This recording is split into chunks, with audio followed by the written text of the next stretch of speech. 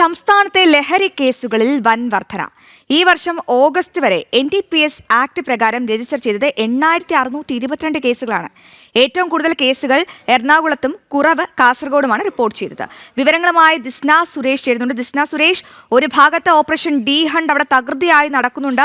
രാത്രി അടക്കം സംസ്ഥാനത്ത് പരിശോധന ശക്തമാകുമ്പോഴും ഈ മയക്കുമരുന്നിന്റെ കുത്തൊഴുക്കിന് ഒരു കുറവുമില്ല എന്നത് അല്പം ആശങ്കാജനകമായ കാര്യം തന്നെയല്ലേ ദിസ്ന?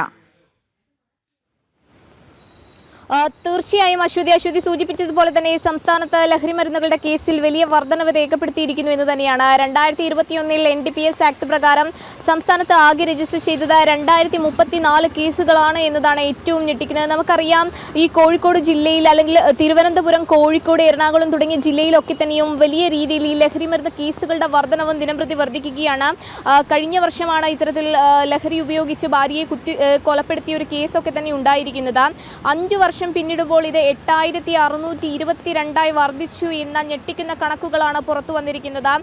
ഏറ്റവും എടുത്തു പറയേണ്ടത്, ഏറ്റവും കൂടുതൽ കേസുകൾ വർദ്ധിച്ചിട്ടുള്ളത് ജില്ലയിൽ എറണാകുളത്താണ് എന്ന് തന്നെയാണ്.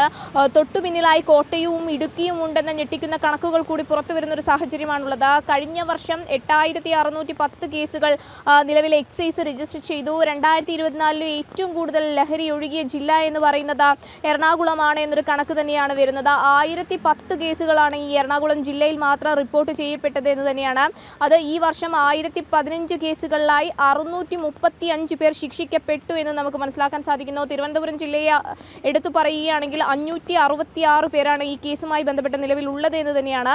സംസ്ഥാനത്ത് ആകെ ലഹരി കേസുകൾ ഈ വർഷം മാത്രം അഴിക്കുള്ളിലായത് 4580 പേരാണ്. നേരത്തെ അശ്വതി സൂചിപ്പിച്ചതുപോലെ തന്നെ പരിശോധനകളൊക്കെ തന്നെയും തകൃതിയായി നടക്കുമ്പോഴും ലഹരി കേസുകളിൽ വലിയ വർധനമാണ് ഉണ്ടായിരിക്കുന്നത്. സ്കൂളുകളിൽ ഉൾപ്പെടെ ബോധവൽക്കരണ ക്ലാസുകളൊക്കെ സംഘടിപ്പിക്കുന്നുണ്ടെങ്കിലും അതൊന്നും തന്നെ ഫലപ്രദമാവാത്ത ഒരു സ്ഥിതിയാണ് ഈ കണക്കുകളിൽ നിന്നൊക്കെ മനസ്സിലാക്കാൻ സാധിക്കുന്നത്. കൂടാതെ തന്നെ വിവിധ ആഘോഷങ്ങൾ വരുമ്പോൾ പരിശോധന ഉൾപ്പെടെ ശക്തമാക്കുന്ന ഒരു സാഹചര്യത്തിലേക്ക് എക്സൈസും പോലീസും കടക്കുമ്പോഴും വലിയ രീതിയിൽ ദിസ്ന സുരേഷാണ് വിവരങ്ങൾ നൽകിയത്. സംസ്ഥാനത്തെ ലഹരി കേസുകളിൽ വൻ വർധന അല്പം ആശങ്കാജനകമായ വാർത്തയാണ്.